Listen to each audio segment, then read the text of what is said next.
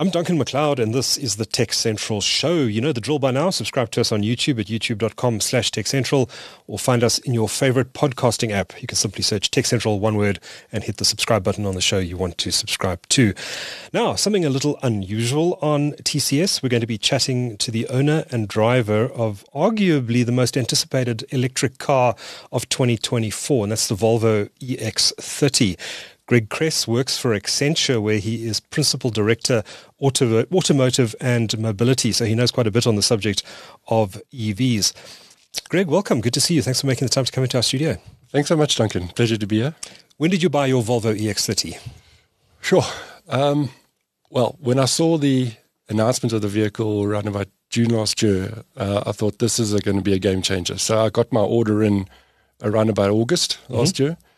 And then it was about waiting and seeing and thinking, geez, have I really put my order into this? Am I going to get this car? And it all happened over that period of time until the first delivery started coming out around February, March this year. So that was when I took. It must have been a long wait from August last year to February this year to wait for your vehicle. It is, and it's not usually a characteristic purchase that I would make normally, but seeing such a game changer of a vehicle in terms of the technology, the price point as well that Volvo was bringing it out in South Africa, compared to what was really available on the market, I think really was what made me make that purchase decision to start with. And one of the interesting things is they actually attracted us and put us onto a Volvo EX30 official users or customers group on Facebook. Right up until the delivery, and it's still going, but it was about just maintaining and showing you all the previews of the car before you actually took Keep delivery. the excitement levels up. Keep the excitement levels up. Interesting. Okay, so we're going to do this podcast today in two parts. We're going to do the first part where we're actually going to review the Volvo EX30. We're going to. I've had the experience over the last little while of driving a review vehicle as well, and so I'm going to share some of my views. Greg, you're going to share your views owning the vehicle for a lot longer than I've had the privilege to drive it. So your insights are probably going to be a lot more detailed than mine. But let's have a chat about the car. And then in the second half of the discussion, with your Accenture hat on, where you are a Principal Director for Automotive and E-Mobility, we're going to have a chat about the South African EV market, where we are, what needs to be done, what's holding the market back, Excellent. What the potential is. So let's dive right in with a discussion on the Volvo EX30. So my thoughts on the vehicle, just very briefly. I think the first thing I noticed about it was its incredible performance off the starting line. We reviewed the twin motor version, which accelerated from 0 to 100 in approximately 3.6 seconds, which I think, if I'm not mistaken, means it accelerates faster than a Porsche Boxster. Yes, which is rather astonishing for a vehicle in this class, which starts in the range of around, I think it's around 775,000 for its basic configuration and goes up from there. But my general view of the vehicle was that Volvo has done a very good job of taking the best of its more expensive EVs, shoehorning them into a cheaper package, making cuts here and there to bring the cost down, but for the most part making the right decisions and producing what's actually a very good product. Absolutely, and that's my sentiment as well. I mean, one of the first things you notice when you step into the car is just how minimalist the interface is and the interior is. Very minimalist, yes. It's a Swedish kind of design language, if you will, but they've taken it to the extreme, to the point that you don't have a dashboard in front of you. All that you've got is a driver infrared sensor for driver fatigue.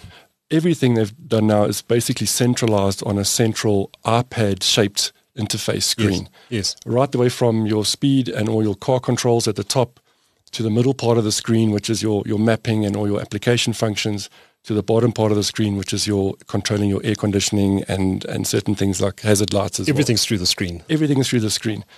There's not even a button on the side door for opening windows or closing windows or locking the door. It's all centralized in the middle portion as well. Which helps reduce costs, I guess. It's exactly that. It's about simplifying and taking out unnecessary cabling where perhaps that would have added an extra percentage of cost. So that's really made it, in terms of a price point, very attractive. Outside as well, I think you can really attest that it's a really well-designed car, and just in terms of the way it looks, it's very distinctive.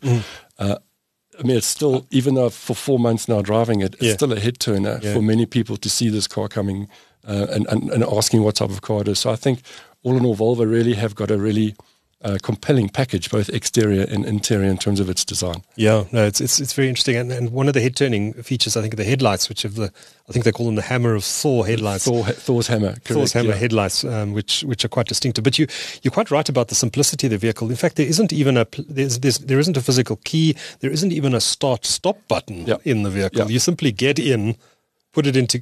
You put the little fob that comes with it.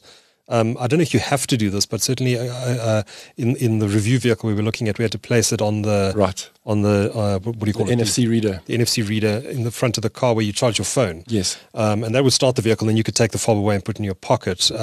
Is that a requirement of driving the vehicle? You have to touch it there first, start the vehicle, and then you can take it away? So there's a couple of the plan, I think, is that they're going to phase in various ways of unlocking the car. Okay. The first phase is to give you this fob, which is really a proximity sensor. I actually keep mine in my pocket at all times, and you're right, when you step into the vehicle, it unlocks by itself. The lights lights up, Thor's hammer lights up to welcome you. You get in the vehicle. There is no start-stop button, which is even a simplification of some of the most modern EVs already today. But the car is essentially on when you're in the car as well.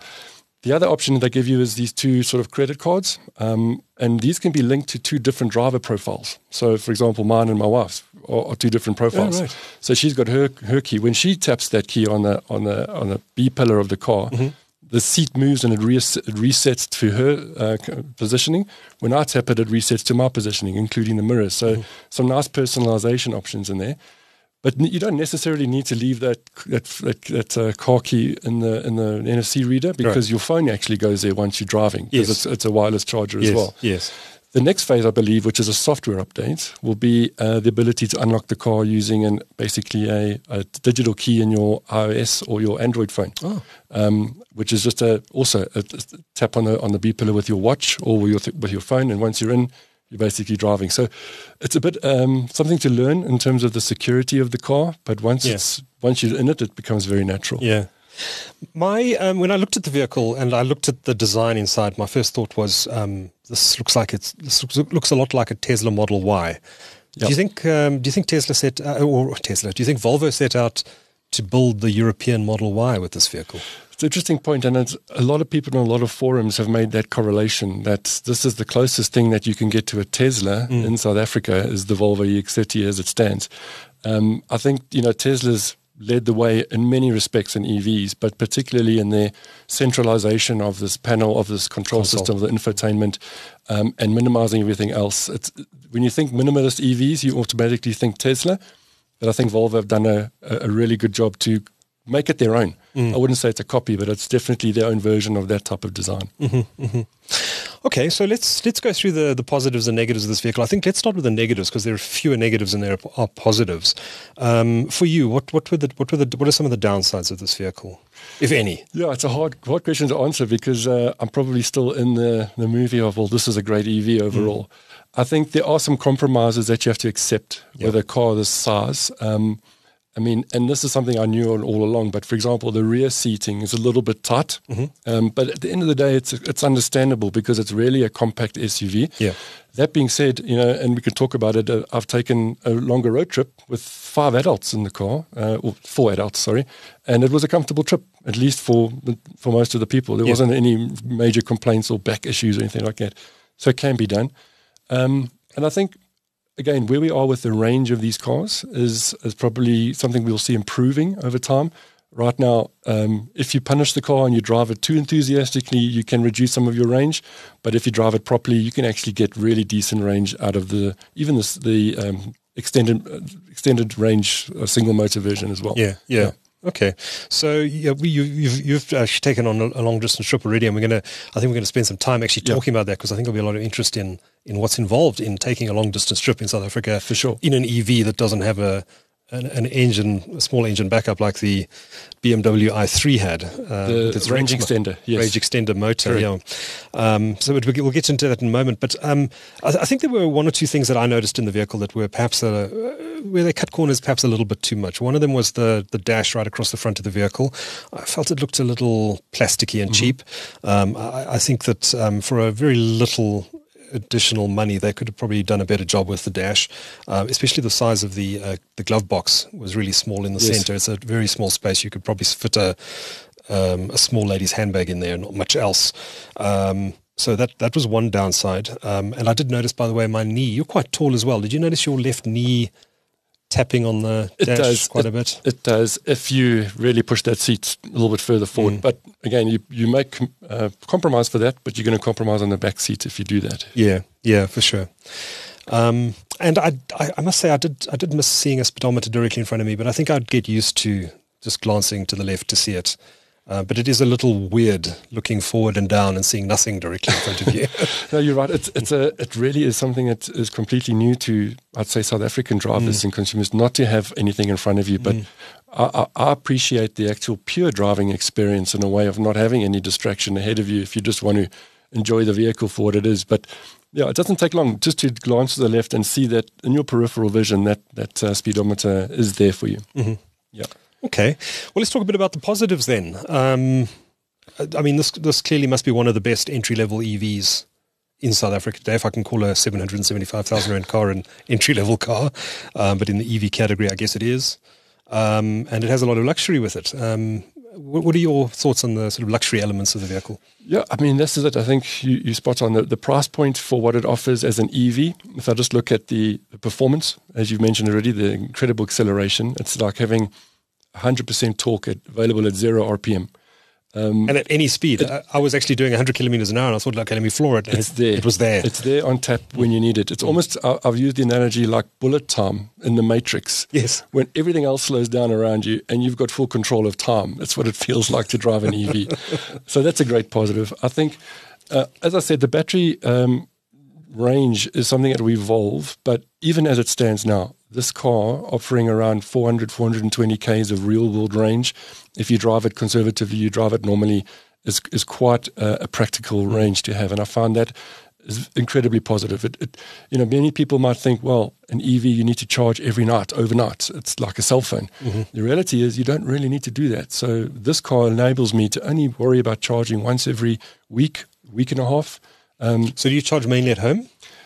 At home and at the office. Actually, as part of our sustainability drive, we're actually now using renewable energy in the office with 2 EV chargers, and that's one of our employee value propositions we're offering. So I think you'll see more and more of that coming where corporations and enterprises are offering charging facilities as part of the package. So that makes it a big difference. So the positives are really, the whole design, the package, and just the driving experience, I think. Yeah, okay. And you, I believe, have solar at home as well. So, I do, yes. And I presume that this office is solar as well?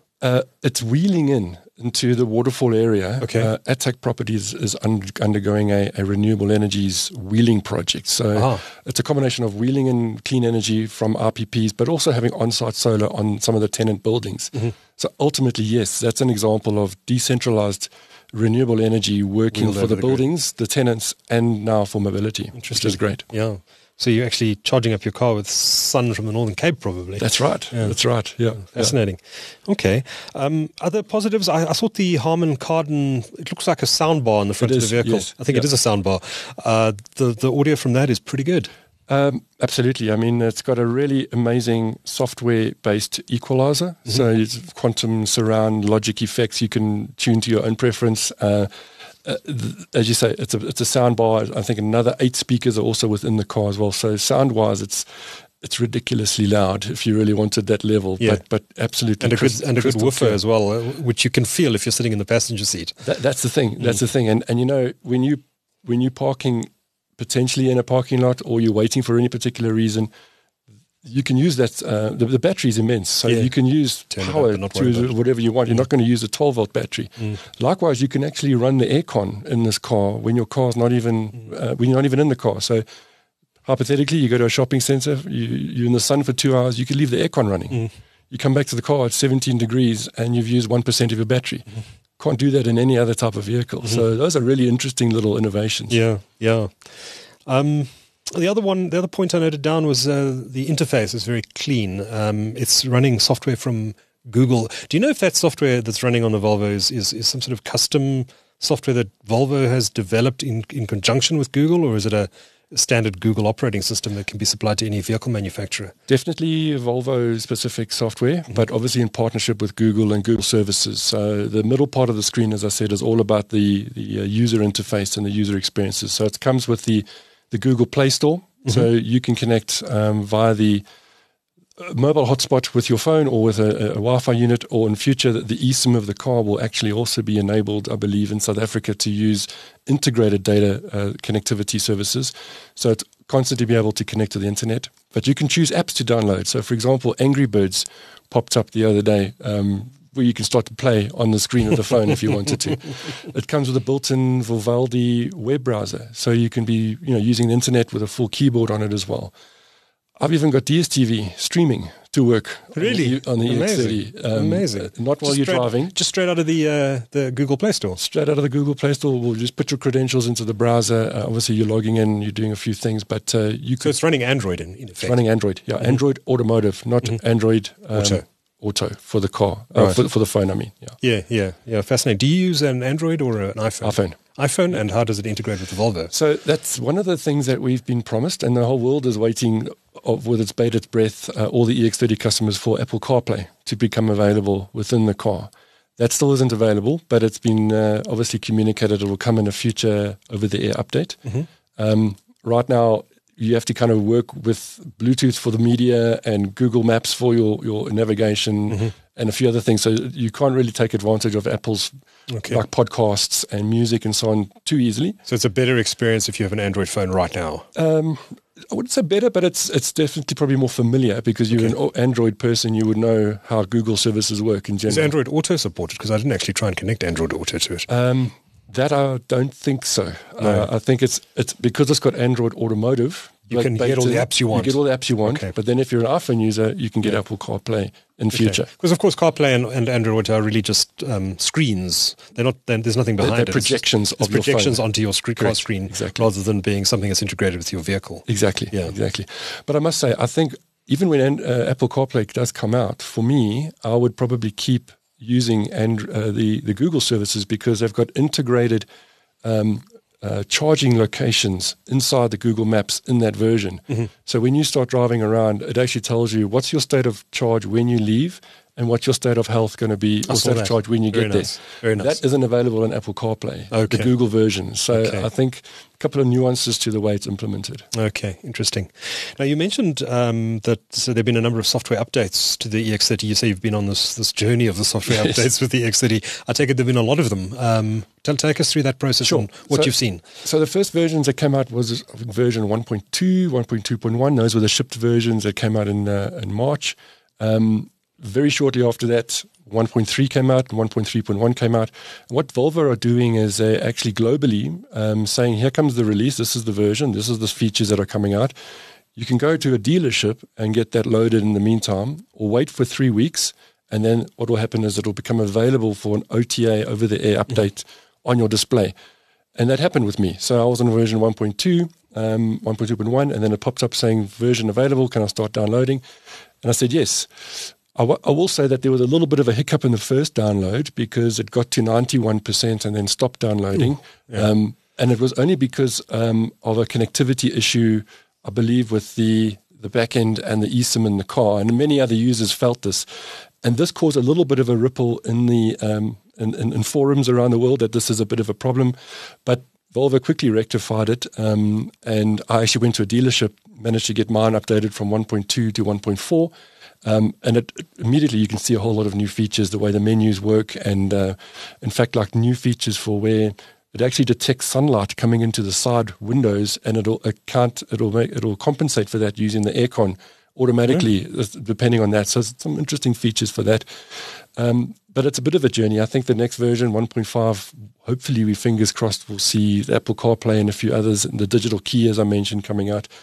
But I think the point is this is how software-defined vehicles are becoming more and more of a thing in South Africa, where the cars are being shipped with a certain version and new features are just going to be released down the line for the perpetuity or the perpetuity of the car. They've become computers on wheels, right? Almost cell phones, yeah. So like iOS gives you features, so will Volvo give you features in the future, including performance upgrades. Maybe you get a 3.2 second to 100 in future. Yeah. Well, at the moment we actually buy our phones, or one of the factors we consider when buying our phones is how many years of software updates we're going to get, which is one of the reasons Samsung is now 100%. saying we'll give you 7 years of updates to match Apple, which also offers about 7 years of updates on the iPhone and the iPad. Do you think that's going to become a selling feature on cars in future? Volvo promising you're going to get 10 years of updates on this vehicle for after purchase? Absolutely. Even now, they've the promises that package in 4 years of connectivity services with Google's services as well. And then after that, you start to look at options to extend that subscription. But this is the way the world is moving. Subscription models for certain features in a car, certainly not things that you would expect to be default, like seat heating and so on would probably be never what you would see you need to pay extra for. But it's all BMW. Well, this is exactly why there was a bit of a backlash there, I think. But it's for features that are, really can't be even anticipated. Things like Gen AI, Chat GPT interfaces to your car. Imagine having your manual all loaded up in a Chat GPT interface as a feature that you could pay for, and you can just speak to your car if you notice something wrong. Or those are the things I think you'll start to see in terms of software coming out. Fascinating. One thing I did want to ask about was, and it's the middle of winter while we're doing this test, and this vehicle was clearly designed for the European market. It has a very large glass roof, yes, which can't be opened. In your experience, has that heated the car up as a result of the African sun beating down on it? I was admittedly quite nervous about that panoramic roof when I first got the car, and in fact, I was sort of on the fence about that spec. I have taken delivery of a car which does come with that roof.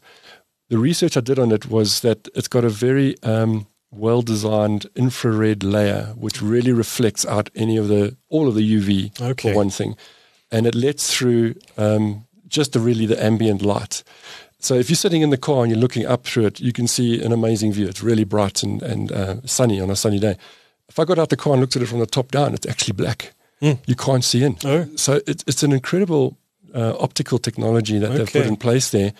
I do believe you can get a pop-up cover if you want to put it into the car. I've kept that on sort of the back burner as if to whether I really need it. Maybe talk to me in a year once you go through a proper summer if I really think it's necessary. But so far, I think it's really an amazing design. But you didn't find yourself getting too hot on your drive down to White River, which is a hot part of the country. Not at all. Not at all. No, not at all. I think it should be fine. Yeah. Okay. And how much money are you saving having switched to an EV? I mean, one of the reasons people consider EVs is that in theory, the cost of electricity is lower than the cost of petrol. Yes. How much are you saving every month, given that you're charging at the office and charging on solar at home as much as possible at home? Yeah. No, the maths are straightforward. I mean, if you are, driving a car where you need to spend 1,000, 2,000 Rand a month on 2 tanks of fuel to do something like 2,500, 3,000 kilometers, that's your equivalent cost that you're basically burning every time you go to a fuel station. Charging at home via solar, you definitely need to have enough kilowatt peak capacity on your roof so that ideally you are putting all the surplus energy that your house is not using into the car, ideally. Without drawing from the grid. That's exactly right. You don't want to be in a situation where you're only half sort of subsidizing from solar and then you're still tapping into the grid after that. And I guess there are ways of controlling that as well. You can actually, I don't know if the vehicle does it, but certainly you can add components to your electrical infrastructure to 100% to determine how quickly the vehicle gets charged based on the amount of available sunlight. Exactly, and it's all software actually. So both the vehicle has and my wall box charger have got a sliding scale where I can limit the current going into the car to my own choice. So if I see there's only, say, 3 kilowatts of peak solar available, I can drop the current down from 32 amps to 16 amps going into the car, and I can just sort of match that. Or I can set up my wall box charger to do that automatically for me, so that it just tracks, as that solar curve goes. It just ensures always that you're only having enough solar going in and not drawing from the grid. So if you really manage it carefully, you can really get away with not tapping into the grid and saving that 3,000 Rand a month in fuel, on a monthly basis. So I always say, every time you go and fill up with fuel, you might as well have just bought yourself one solar panel. That's pretty much what you've just paid for. And if you can look at it that way, ultimately the equation makes sense. Yeah, for sure. You mentioned you have a wall box charger. Is that a Volvo specific charger, or is it something you had? It's a third-party charger. It's like a little white box or a black box. I've got it connected directly into into my DB board. Okay. Got a dedicated circuit that runs from that wall box for 32 amps to the DB board, and it's on the inverter essential circuit. So that means even during load shedding, which is key, that if there's sun available, the car can charge. Okay. So that's really never a blocking point with or without load shedding. Yeah, fascinating. Okay, and the last question I wanted to ask you on the car itself was what impact has it had on your insurance? You were mentioning before we started recording that you had I think it was a Toyota Corolla Cross before, yes, and that the insurance on that was actually significantly higher than it has turned out to be on the Volvo. Why is that? It was interesting when I was shopping around for insurance. I compared. Obviously, you compare prices, but it stood out to me that my insurer provided a price to me that was lower than what the Toyota Corolla Cross Hybrid was, and the reasons were just, Volvo isn't as much of a hijack target as Toyota apparently is. We can look at the data behind that. Secondly, being a battery electric vehicle, there just aren't any parts to be stripped out of this car besides the battery, which is a high voltage piece of kit, and you really need to know what you're doing. That, yeah. Exactly. So let's not assume that that's not a target. It's in the future. For those reasons, the pricing actually came in at least about 150 Rand cheaper per month than what I was paying. So overall, I mean, happy customer, I think. Despite the Volvo being a significantly more expensive car, you're paying less in insurance. I will say maybe that the story on tracking like Discovery, for example, tracks your vitality drive points by how well you drive. Just a funny story is when I'm driving on the N1 and I put this car into autonomous driving mode, which is level 2, meaning you've got to keep your finger on the wheel, but it's pretty much braking and accelerating and steering for you. And even with that doing its own thing, Discovery Vitality Drive was catching up to Volvo's automatic drive for quite a few times for harsh acceleration or harsh braking compared to the sensor. So it's almost like two AI models battling each other here, and I'm the loser in terms of vitality drive points. So in summary, you'd recommend this car, I take it? I think so. There are a range of new EVs that are promised to come to South Africa, but I really think Volvo have done a great job in almost getting the first mover advantage in this price bracket for this feature set. For the technology that they provide and just the overall experience that they're offering, I think you really would do well to find another car that can compete at that level. What they've got. The only other company I've noticed in this price category is BYD, the Chinese vendor OEM. Have you had a chance at all to look at drive a BYD vehicle? Yes. Thoughts? Yes. Compared to the Volvo? Excellent car. I mean, and this is one of the key things where we start to see is that the Chinese brands are making exceptionally good quality cars, especially in the EV range. And BYD is a world leader at the moment. So the Atto 3, the Dolphin, the Dolphin Mini, hopefully coming in future, are all going to come through at lower price points than the Volvo. But that it really does come down then to a choice of subjectiveness on the design and some of the features that each car offers. I've driven the BYD Atto 3 a couple of times. Fantastic acceleration and drive experience as well. The only challenge, I guess, is to become more familiar to South Africans. When you say BYD, it's BY what? Yes. So you got to kind of explain this is build your dreams. It's a Chinese brand, and this is where they are in the world. They're the number one seller in China right now, way ahead of Tesla and VW and the like. So yeah, I expect to see more from them, I'm sure. Right, let's rate the Volvo EX30 then. Value for money, what would you give it out of 10? About an 8. About an 8, okay. And the driving experience? That's a 10 out of 10. 10 out of 10. For an EV driver, it's fantastic. Great. And overall? Overall, 8.5. 8.5. Solid 8.5. Yes. Okay. Let's do the second part of this discussion, and that's to talk about the EV market in South Africa, what's holding it back, what's not holding it back, what consumers are thinking, what the government is doing, etc., etc. There's quite a lot of ground to cover. So my first question, we haven't had load shedding now for, touch wood, for 120 days, 130 days. But Eskom constantly warning that it could come back, that the reserve margin is not that great, and if there's a breakdown in generating plant, we could see a return to load shedding. In your view, is there a place for electric vehicles in a market like South Africa, where clearly there's a major energy constraint? Absolutely, and for multiple reasons. I think we can look at it from an angle of just the decarbonization that the world needs to go through in general, and transportation and mobility being a huge factor in that space.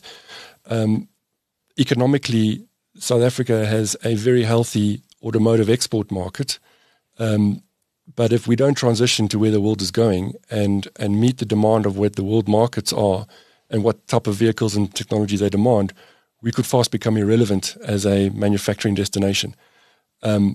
Beyond that, just the ability to really drive these types of vehicles on a mass scale, not only in the private passenger vehicle market, but also in the public sector as well, minibus taxis, buses, trucks that are all moving in that direction. All of the indicators, all of the market sort of shifts are showing that this is a positive move to make, and we're seeing those lessons being learned around the world. I don't think South Africa can afford not to make this transition. And we just need to have a collective effort on the energy supply side to be able to cater for this future demand. It makes no sense, though, to your point, that we have potentially 500,000 EVs on the road by 2030 that are all charging off Eskom burning coal to supply the energy for these cars. That's why the current trajectory we're on, I think, on renewable rollout, decentralization of energy, people putting solar on their roofs, corporations putting solar on their office parks, is all fantastic foundational groundwork for a future where you've got distributed energy and mobility also benefiting from it. Mm-hmm. We know that the previous Minister of Trade and Industry, Ibrahim Patel, he was very slow in making changes to the EV policy environment in South Africa from both the manufacturing perspective and the consumer perspective. But from the consumer perspective, he often made the comment that given South Africa's energy constraints, there's no urgency on his part to stimulate demand in the South African market by cutting the taxes on EVs. Did he have a point? I think he had a good intention with that statement, but the reality is we're not talking massive volumes here. There's around 12 million, maybe more cars on South African roads. Okay. By allowing demand-side incentives to actually come into the mix, we're not going to replace those 12 million vehicles with EVs overnight. It's going to be in the thousands to start with, and then maybe the tens of thousands in the next 2 to 3 years, up to sort of 500,000 by 2030. Even that is a fraction. It's less than 7% of the total car park in South Africa. So there's no real risk to an overwhelming situation that you've got 12 million cars suddenly to charge off Eskom's grid. So while I think he made the point that it's an important factor to consider, it's definitely not a constraint that we should be economically bound to. I think as I just said, I think there's so much happening that exponentially we will be able to get there when the demand actually picks up. It's been quite interesting to see what happens on the political side of things, not just here in South Africa, but globally. European countries for the last few years have been very much incentivizing the purchase of EVs. Even the US under the Biden administration has been incentivizing EVs. I know that Trump has now said that on day one, if he's elected and assumes office in January next year, he's going to scrap all the EV subsidies and mandates that Joe Biden introduced during his term in office. So it's quite a sort of a flexible, fluid environment globally at the moment. Do you think that South Africa should be subsidizing EVs or taxing them less than we do so-called ICE vehicles or internal combustion engine vehicles? Well, this is the reason. I mean, historically, South Africa has had as I said, we've got seven OEMs in South Africa that are manufacturing ICE vehicles, predominantly for the export market. Some of them even doing some hybrid components in these cars as well. To make that transition, on the one hand side, the investment this sort of capital incentive of 150% has been announced in February by the finance minister to encourage the OEMs to transition over the course of the next 3 or 4 years to be able to make EVs in South Africa. The problem is that OEMs globally are not going to make the decision to invest that money unless there's a healthy domestic demand for those products being made in the country. We can't just have South Africa making cars for an export market and no local consumption. So we have to. Is that because of the economies of scale? Economies of scale, and to be quite honest, South Africa is not the ideal geographic location or destination for making cars in the first place. The reason it exists is because we've got a very good export policy, which is working on imports and rebates. It's the APDP2. But that's not enough on its own just for these OEMs to make the decision. So many of the OEMs who want to make EVs in South Africa are saying, well, we're not competing with each other to do this. We're competing with other locations in the world, for example, in Morocco or Egypt or Indonesia, that are closer to the markets where EVs are being sold. And South Africa kind of gets relegated to the back bench when it comes to that decision. So absolutely, we need to make EVs more affordable, more attractive, and at a certain entry price level that when a prospective customer walks into a dealership, they've got a choice of between an EV at the same price as an ICE vehicle at the same price. And then for all the reasons we discussed around fuel savings and maintenance savings and lower decarbonization or emissions, they make the right decision to go EV. And that needs some domestic stimulation. So yes, I'm hoping that maybe with the new government of national unity that the right policies are considered and that maybe there's a bit of an EV task force that forms between the private and public sector to really look at the situation, unpack what incentives will work, even model out what incentives will work, and be as bold as to say, let's drop import duties at least to price parity of the ICE vehicle, or even drop them altogether for a period of time that we can monitor and just see how the uptake goes and bring them back when we've got a EV manufacturing industry to protect. Because it makes no sense to have an import duty on an EV to protect an industry that doesn't really exist yet. Yeah, and EVs are being punished right now in that the taxes are actually higher on an EV than they are on an ICE vehicle. Do you know the numbers? I mean, how is that tax structured currently? Yeah, so there's a couple of factors happening there. There's the straight import duty itself, which is 25% on an EV versus 18% on an ICE vehicle. However, that 25% applies to vehicles not coming out of Europe, so it's more around other sources. Over and above that, there's another thing called the ad valorem tax. And this hasn't been looked at for about 30 years now, when a luxury car was deemed to be anything over 200,000 Rand. So even if you're buying an entry-level, Swift, for example, you're paying some scale percentage of luxury tax on that vehicle. So that could be relooked at completely and completely changed to be more affordable for the general consumer. So a combination of those two things can really change the game, I think, for allowing more companies to actually release their EVs. Many are on the fence. I mean, all the brands have got EVs waiting in the wings, but are waiting to see how to make it affordable and even take a cautious approach. I mean, VW launched the ID4 last week. Very exciting product. But that's coming here, isn't it? It is here. There's 10 of them here, and they're doing test fleets. A fantastic car. But they haven't announced the price point yet. And they've only announced that it's going to be available for leasing versus purchasing in the first phase, because the price point is just unclear right now as to what people will accept. Interesting. How much... I mean, if we were to scrap taxes on these vehicles, how much could the prices come down on, say, an EX30? Are we talking 5 to 6 digits here? Well, yeah. I mean, the price range on an EX30 about 775 to about $1 million, depending on the spec. I mean, you take off that 25% of that, you're taking off maybe 150,000 Rand, 200,000 Rand, and suddenly you're down to sort of 550 for an EV, sort of an EX30 spec car, which is phenomenal. I mean, that is almost becoming like a no-brainer decision. Is that what you're paying for that vehicle in Europe, roughly? In Europe, the price point is around, they call it the $35,000 car or the 35,000 euro car. Right. So if you just calculate that out, that's 650,000 Rand. You'll see where the price point lands. There are as you say, there are the Inflation Reduction Act in the US. There are tariffs or incentives in Europe which make it even cheaper. So they're benefiting from that, whereas in South Africa we just have to pay whatever duties land on us. Is the EV infrastructure, supporting infrastructure, charging stations, etc., adequate in South Africa now, do you think? I mean, you've had some experience driving the national roads. Do you feel that there are enough charging stations both on the highways and in the city itself? Yes. So if you just limit your driving to in-city, then you've got sort of your home charger, you've got your work charger, and you've got a couple of like fuel stations like the Pantry, for example, the Sasol garage in Rosebank, where you've got the ability to park for 30 minutes and charge. Okay. You won't have a problem getting around an urban area. The question now becomes in everyone's mind, but I want to do a trip to Durban. I want to do a trip to Nelspruit, for example, White River like I did. And then you start to think, well, are there chargers out there? And where do I even start to look? And the reality actually is that we have about 380 to 400 DC fast chargers and AC slow chargers around the country. It's just that you really need to know the apps to use and the sort of websites to go to find them. And that's a bit of an effort to go through, and there will be, I believe, a lot more effort put into the customer education that's needed to show people that it's possible.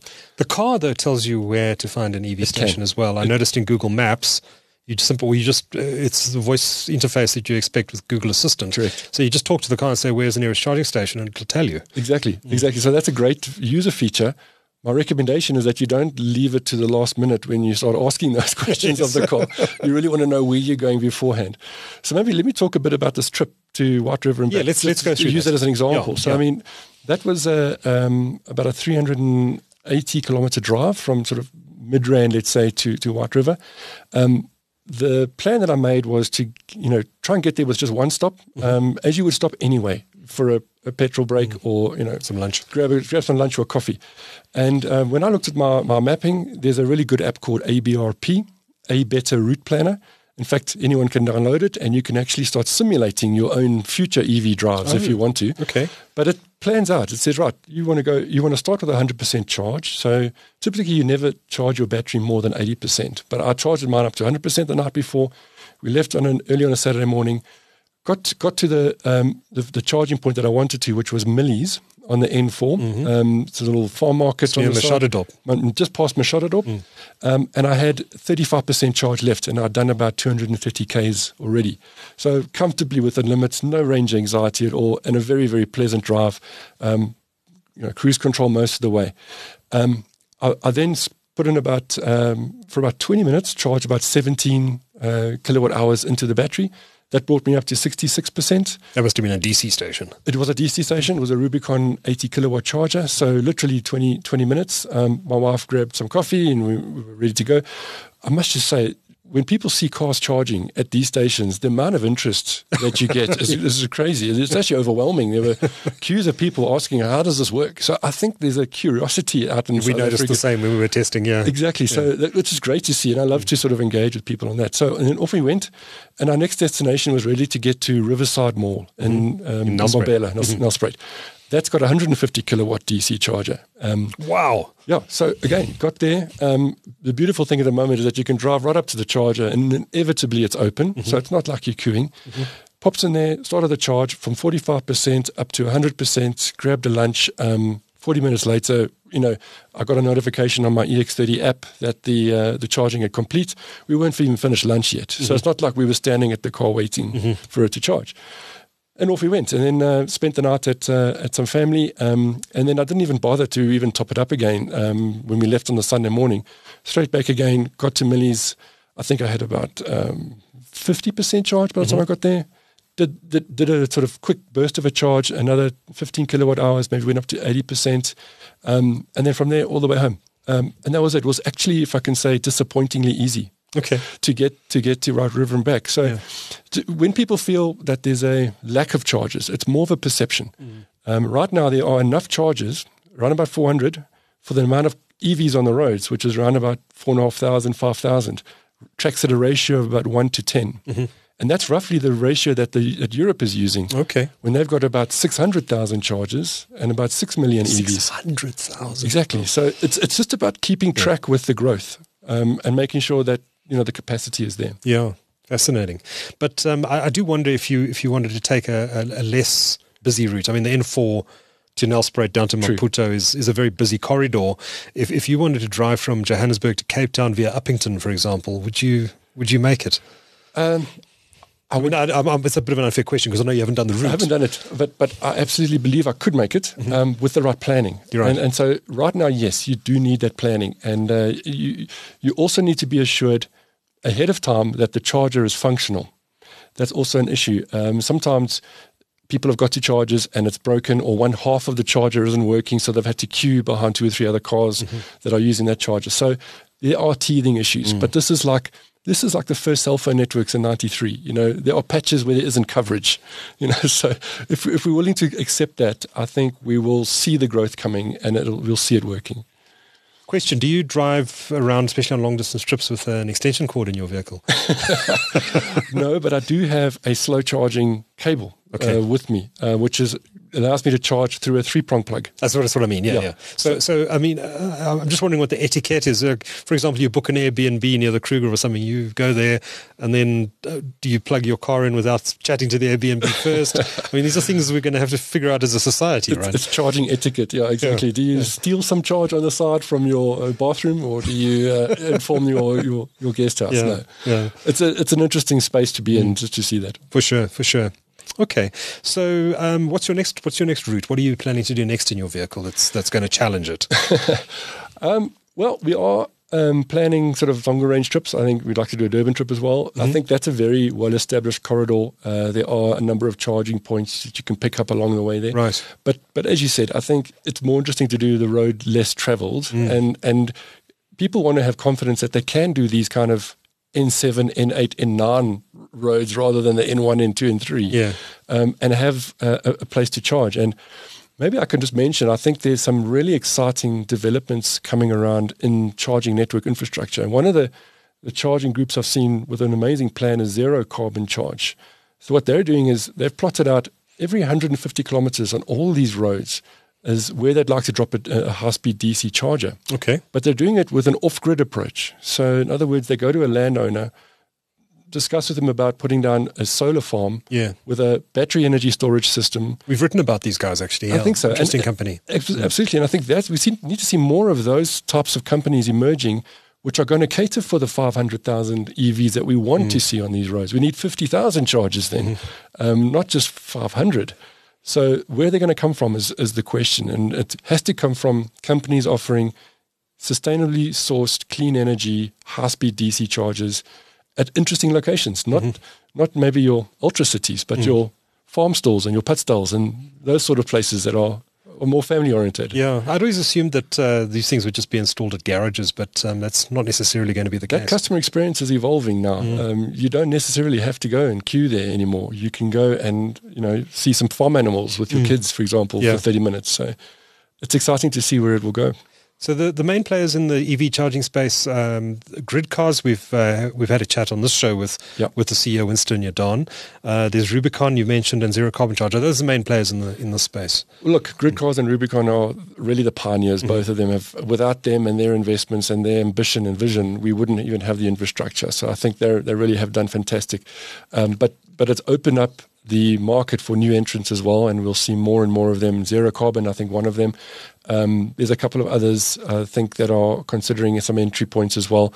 But to be honest, it's almost like growing out another Vodacom and NTN and Cell C and Telkom. These are the players that are emerging that all will be able to integrate with each other. So you'll have a single charging card, hopefully. They're all interoperable at the moment. All interoperable with the backends now sort of working together. So you load your card once, you tap it on these stations when you need them, and you just get billed that way, and all of them reconcile on the back end. So I think that's it. But again, if you can depart your point of departure with 100% of your battery charged off your own solar, that's already 400 Ks in the bank that you've got on your trip. And yes, if you get to the resort and you can charge off the resort, or if they've got a destination charger themselves, then off you go again. You top up, and then you only need those kind of high-speed DC chargers along the way. You just need to do a little bit of planning, but probably not too much. Not too much. It'll become more and more natural, I think. Over time, you won't even more think about it. That's it. I have wondered, though, we spoke about the Joburg-Durban route, which is obviously very, very busy in December.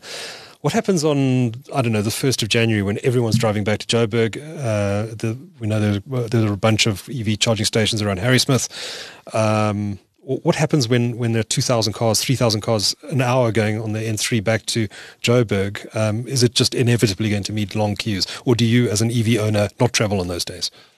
Bit of both. So I think plan around those kind of high intensity travel days as much as possible. To be honest, if we start hitting that problem seriously, where you're in a queue of 10 to get to 2 charges near Harrismith, I think we're in a very good place as a country, because a lot of things would have had to have happened to get us to that level.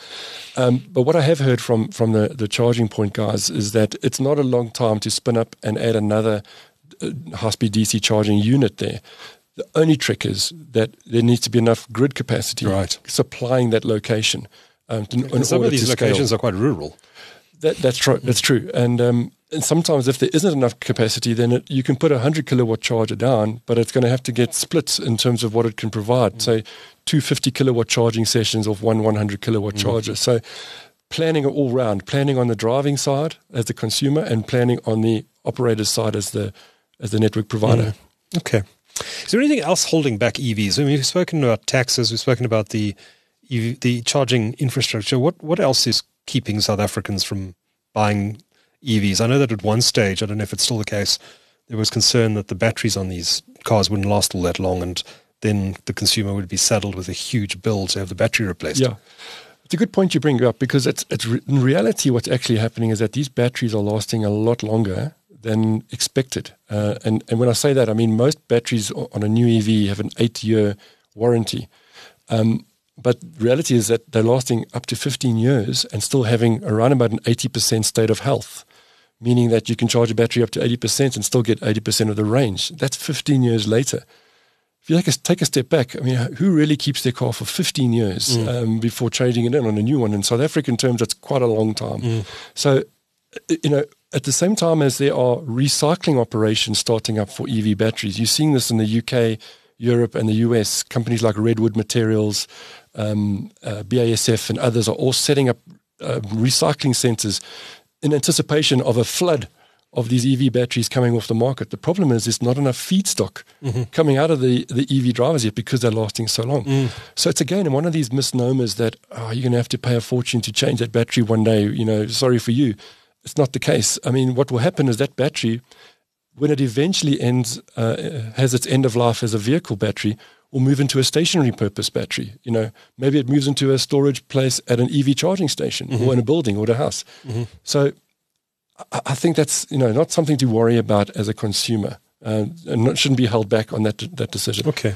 The biggest decision, or the biggest point for me, really, Duncan, is the price point. Right. It's really the price point. I mean, South Africa, 60% of the market is for cars that are less than 400,000 Rand in terms of new car sales.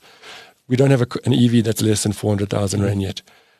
So with the right combination of policies, incentives, cost optimization in the cars, if we can get a car in at sort of the 350K price point, and suddenly you're in line with the current hatchbacks that are out there, that I think will start to spark the interest, I think, in the mass market, which is really where we want to see the volume. How far are we from that?